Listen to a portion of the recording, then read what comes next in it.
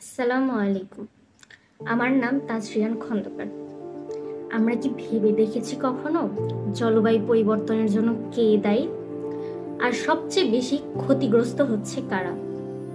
জানলে অবাক হবেন, দায়ীদের তালিকায় আমরা নেই, কিন্তু ক্ষতির তালিকায় আমরা একেবারেই উপরে।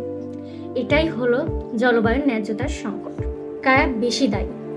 বিশ্বের মোট নিঃসরণের 70%-এরও বেশি করেছে মাত্র 10টি উন্নত দেশ, যেমন আমেরিকা, চীন, ইউরোপের কিছু দেশ। এই দেশগুলো শত বছর ধরে শিল্পায়ন করেছে, কিন্তু জলবায়ুর ওপর তার বিরাট নেতিবাচক প্রভাব ফেলেছে।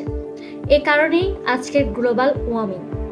কিন্তু তারা প্রযুক্তি ও পুঁজির কারণে নিজেকে রক্ষা করতে পারছে। ক্ষতিগ্রস্ত হচ্ছে কারা? বাংলাদেশ, মালদ্বীপ, আফ্রিকার কিছু দেশ।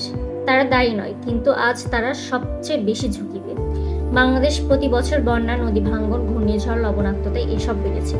উপকূলীয় মানুষগুলো ঘর হারাচ্ছে, মানুষ জমি হারাচ্ছে। জলবায়ু উদ্বাস্তু বাড়ছে, শহরমুখী মানুষের চাপ বাড়ছে।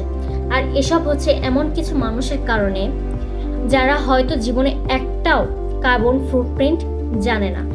ন্যায্যতা কিভাবে প্রতিষ্ঠিত হবে? এখানে আসে লস অ্যান্ড ড্যামেজ ফান্ডের কথা।